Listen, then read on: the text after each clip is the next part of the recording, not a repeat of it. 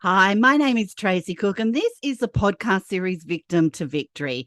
Today, we have got an embodiment guide. She is leading the way in transformations, emotional recovery, and she will guide you as a previous TEDx talker, and her podcast, nOMad's The Space Between, and her book, Dear Radiant One, a story of emotional recovery and transformational guide. She is inspiring. She is a thought leader. We actually met on the Purpose Pioneers Virtual Summit stage. And this series does give a voice to those that have overcome obstacles in all forms, that dare greatly to share their real stories, just like our interview guest today, Phoebe Leona. Welcome to Victim to Victory. Oh, thank you so much. I'm happy to be with you, Tracy. Well, I'm very excited because you are a rock star. You are helping save and change so many lives, and you are supporting and inspiring so many other people as well. And you're helping them to feel more embodied and empowered, to have a greater sense of belonging in the world. You played various roles of teacher, speaker, author, and I need to know more about dancer for over 25 years. But you still believe that you were made to be a thought leader for times to guide people to find their way through our post-pandemic world. What an exciting space to be in.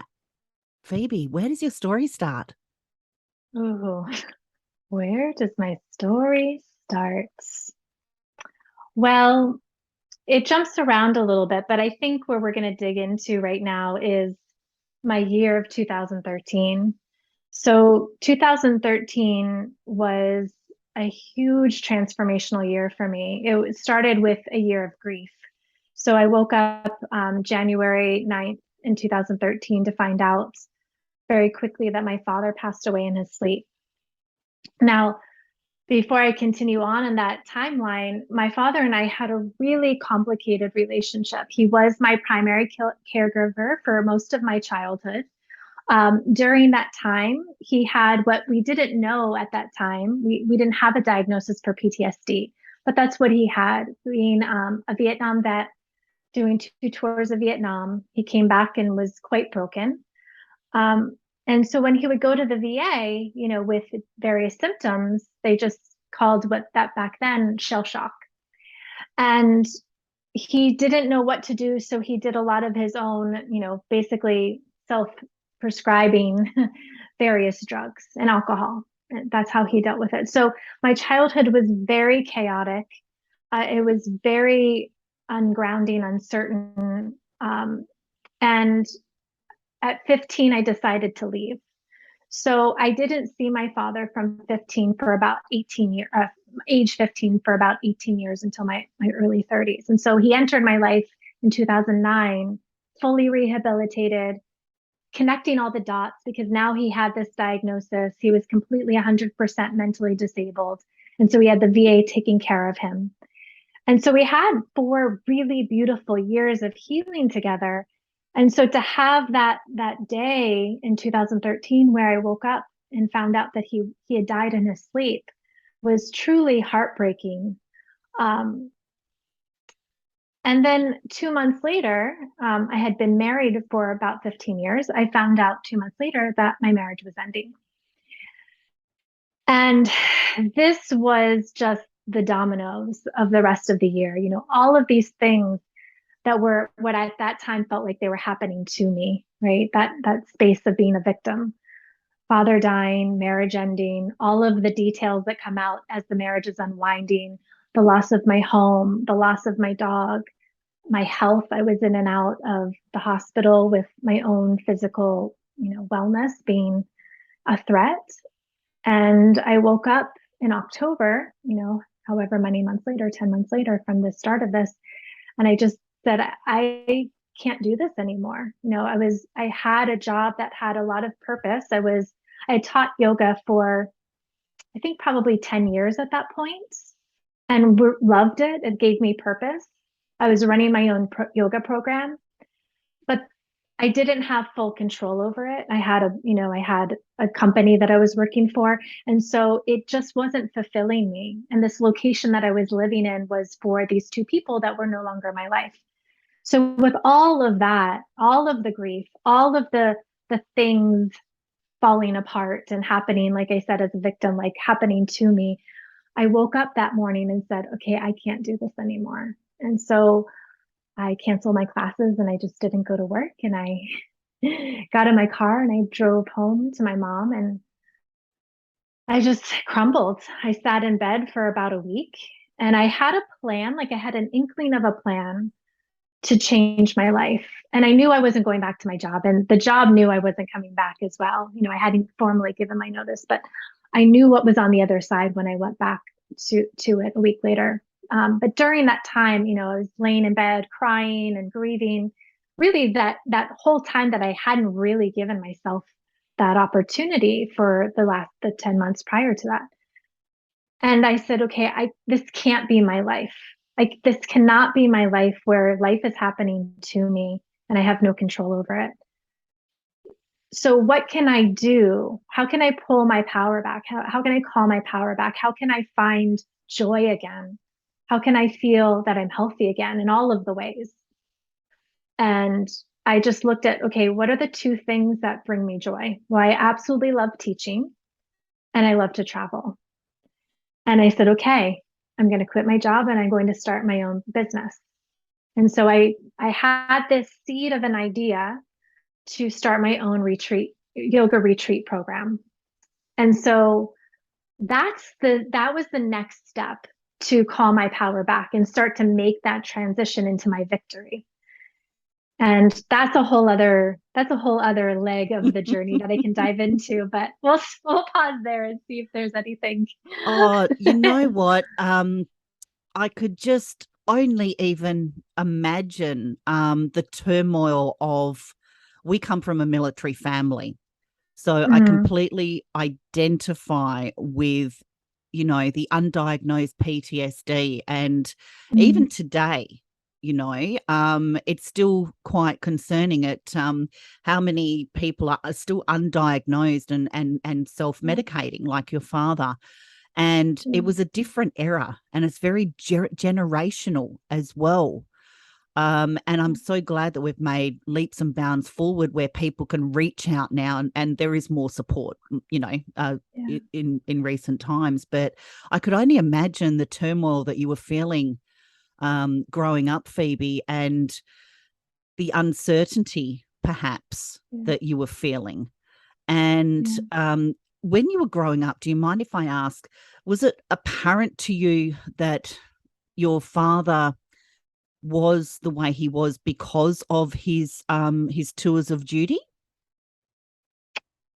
Yes. I mean, I think I have lots of stories prior to his tours of Vietnam. So I know that he was just a wild man to begin with. But I think something definitely changed him there. He would tell me stories even then when I was a child of, being shot down the very first day of his training day and being the only survivor.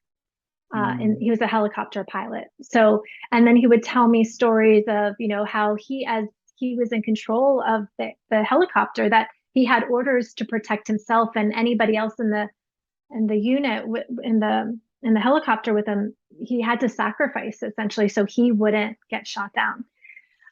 How could you not be traumatized by that? And when he went back the second time, he went back the second time because he didn't know how to function in the world, the Western world, when he came back.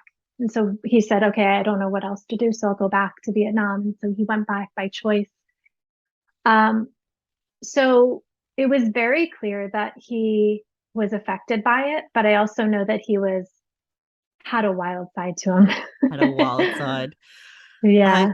And I love the way you explained that, when you left home at 15 and it took such a long time. How are you feeling? What are your emotions around that gap in reconnecting with your father again?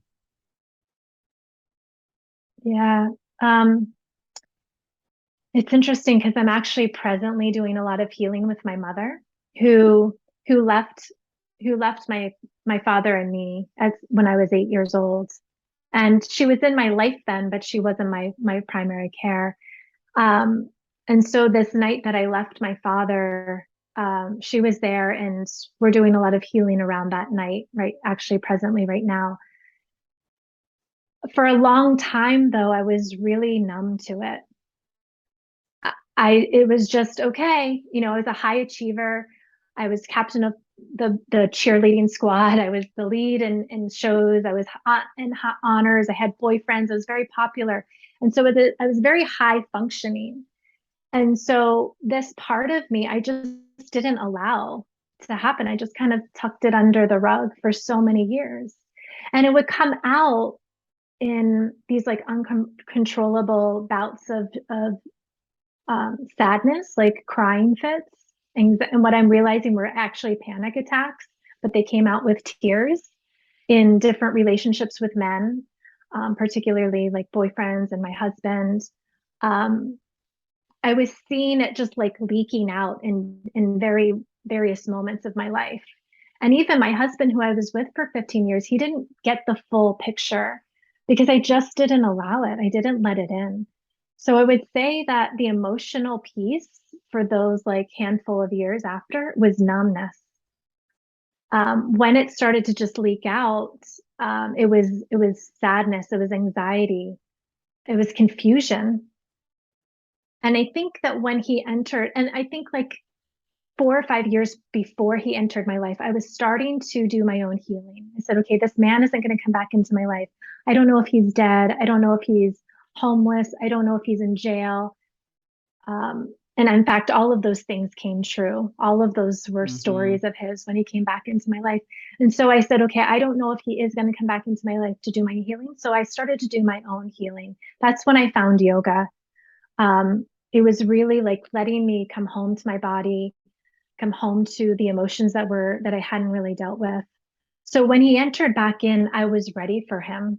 I was ready for him to enter. And that was just like the beautiful icing on the cake that I got to do that healing with him.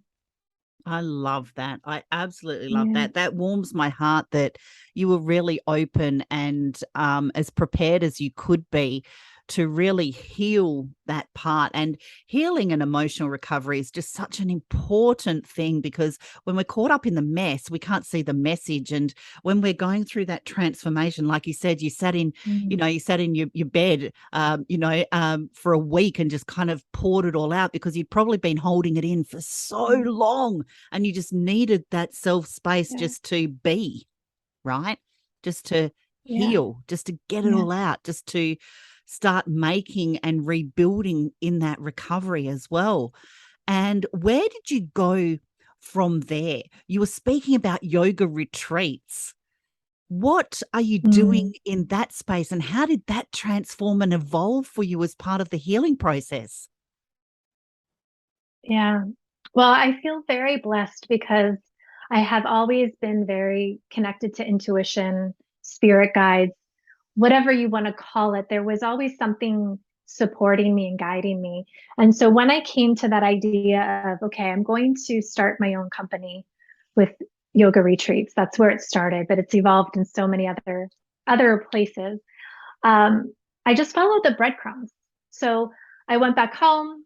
I had this intention. I didn't really know exactly how it was going to happen, but as I was at my job, I would get emails, from other businesses, and there was a retreat center that said, "Hey, come to Costa Rica and stay at our place for 2 days on us." And I had some frequent flyer miles. I was leaving my job, and I was like, "Okay, I'll go to Costa Rica." Oh, I love that. And that's what I did. I gave my notice. I mean, I had already given my notice. I was transitioning out of that. And, I think I left my job like December 1st, and I think it was on the plane December 5th or something like that, a few days later. And I stayed for a couple of days and I really enjoyed it. And I still came back and I didn't know what to do next. So I said, I'm going to go back there. And so I went back in January, ended up staying there for 9 months. Wow. And it was this beautiful space. I love that I ended up being there for 9 months too, that space of giving birth to something. So that's where I started to have the bigger vision of what my business ended up being. I started to make contacts, down there for different retreat centers and different people.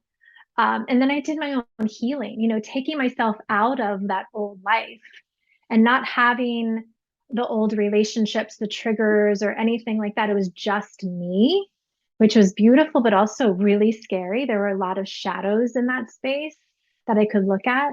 And so it was this, I was really fortunate enough to be in that container to do the healing that I hadn't done yet. And then to also have this lightness, this future, this possibility ahead of me too. That was such a gift. I love the way you took us on the journey of, going through all this turmoil growing up and then leaving at 15 and finding your own way and finding your own healing and going through the process and just being open and just falling into that space of just transformation and healing and evolution and really getting to know yourself. And I know anybody listening to this podcast today, going through, transformations or going through kind of rough patches, would you recommend, Phoebe, because you're the professional at this, is really just trusting your intuition? Or how do people tap into their intuition like you have to show that transformation? Well, I did say that I felt very blessed to have connected to my intuition, but I will say that I felt that my intuition when I was younger was a curse. So when I was living with my father, he would go into flashbacks and he would go into these bouts of rage, and I would sense them. Like I would actually feel them just as that wind was turning. And so because I felt it, I thought that I was predicting it. So my intuition turned into this horrible thing, like, oh my God, I'm creating this madness. So there was a really long time that I didn't trust my intuition. And I kind of sometimes would go against it, like, oh yeah, you think that this is the message? Well, I'm going to go the other way. But I think my saving grace is, and for your audience here, is I had dance. So as you mentioned earlier, and you wanted to find out more, I was always a dancer. And that was my therapy. So whenever I would feel those winds shift, I would go into my room, I'd close the door, I wouldn't bother dad, I'd turn my music on and I would just dance. And what I didn't realize back then, that was just because it brought me joy. Yeah, I'm going away from this scary thing, but it was what just gave me joy. But what I realized now that I've dove deep into my yoga practice and learning a lot about trauma and somatic therapy is that I was healing myself in that time. So movement helps release the fight or flight, right? We call the sympathetic nervous system. The sympathetic nervous system is when we go into that fight or flight, that survival mode. And when we go into that survival mode, these chemicals are moving through our body, right? Like cortisol, adrenaline to literally help save our lives. So when I would feel that rush, what happened is I'd go into my room, I'd dance it. So I'd release those chemicals, that memory, that tension, that fight or flight feeling would actually go through my system and release. So I'm so grateful that I had that. I'm so grateful I had intuition on my side to say, just go turn the music on. But to speak to what your question was, that's what I would say is do the thing that brings you joy. When we're in that space that brings us joy, so for me, it's dance. Maybe it's for somebody out there who likes to write. Maybe it's somebody who needs to go for a really long run. Whatever it is, it doesn't even have to be a physical thing. It could be meditation. It could just be to sit in nature. But when we're in that state of joy and connection to that divine energetic flow of life, that's when our intuition really speaks to us.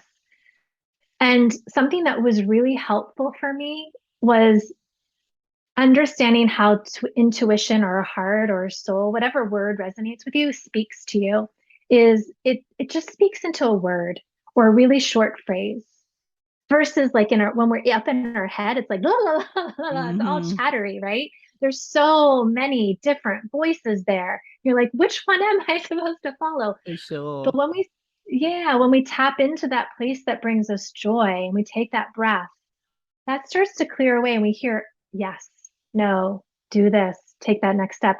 And it's really just clear and simple. And that's intuition. I love that. I absolutely love that. And women, we'll say women's intuition, it's kind of, a bit of a vibe about that, because it's true. Women, are really heightened to pay attention to that intuition and let that guide us through the storms. Let that guide us through the recovery and the transformation and the ups and the downs and the good times.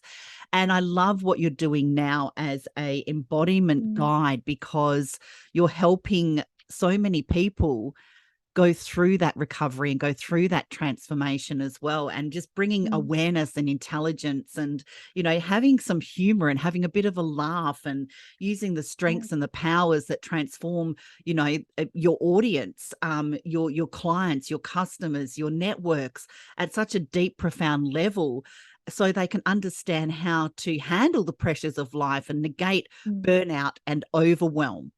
And as a recovering corporate overworker, I can totally relate to burnout. And it's a real thing. And I never thought it was. I thought burnout is just you feel a bit tired. But, there's so many people, especially post-pandemic, that have left corporate jobs. They're finding their purpose. They're sitting in that space of trying to find out who they are and why they're here.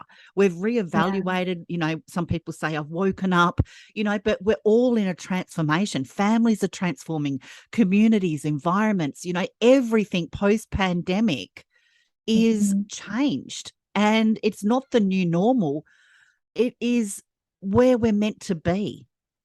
The universe provides to give us signs, and it's up to us to listen to those signs, or, like you said, sometimes ignore them just to be anti-authority, maybe. I don't know. Just to test the universe out, right? Yeah. And usually, like, it steers you. It's like, no, come back over here. 100%. If it's meant to be for you. Yes. I mean, I also think that it's asking you questions too. I think it's a dialogue. It's asking you questions, but sometimes it's like, no, this is really where you're supposed to be. We're just going to keep showing this to you until you finally get it. I couldn't agree more. And what kind of message would you like to leave the audience on today? I love what you were just speaking about, being the post-pandemic world. And I want to come back to what I was just saying about joy. I think that the universe has been asking us a question the past 2 years. And it is, how do you want to live your life? And there have been lots of different answers, right? There's been a lot of amped up anxiety around that question. There has been a lot of confusion, a lot of chaos, but there's also been a lot of beauty. And so I just want to offer that to anybody who's out there listening, who is in that space that feels like, gosh, I just want to go back to the old way, or what am I supposed to do? Is just lean into what brings you joy. And you don't have to make a huge leap. Like we're talking about you like leaving the corporate world, which is amazing. And, but that might not be for the next person. That next person might just be like, I'm gonna not eat meat. I don't know. Just like this little tiny shift that's going to be a big wave for them. So just lean into that, be curious, and then listen. Because I think that a lot of times we expect, okay, I'm going to be doing, like, we still in that like type A brain, like, okay, well, I'll do the thing that brings me joy. And then where are the results, right? Just lean into the space that brings you joy. Be curious about it. Maybe it's going to take you down a different rabbit hole, and then just listen and then see if there's another sign, like we were saying before. I love that. And then listen again and just like take those baby steps. That's it. And just, just allowing, recently I went through a quantum mindset shift, and, my outcome of that was just to find 10 minutes a day to sit in silence with my cup of tea and just be me. Yes. And that sounds pretty simple to do, right? Yeah. When you're Yeah. living with a busy family and blah, blah, blah, sometimes just finding 10 minutes of just your own time, just to sit with your own thoughts, with your phone off, sit in that moment of peace, that can just bring you joy, and that can just connect you back with yourself. You have taken us on just such a beautiful journey. Thank you so much for being brave to share your story. I know you're an open book. We were talking pre-show about being an open book, which is absolutely wonderful. You're so appreciated, Phoebe. Thank you very much today. And you can find the Victim to Victory podcast on YouTube, Anchor, and Apple Podcasts if you got value from today. And I know you did, because Phoebe Leona, you need to connect with her. You need to work with her. You need to follow her. She is changing the world. She has a fantastic energy. She'll make you smile. Okay. She'll make you smile. How awesome is that? Just to make someone smile. And please subscribe and check out the Brand Your Story Academy podcast creator course and download our latest ebook. Remember, wear your story like a superhero's cape and not an anchor, because change starts with your story. Thank you very much for your time today, Phoebe. Much appreciated. Thank you so much, Tracy. It's been a joy to be with you. Thank you. See you on the next episode.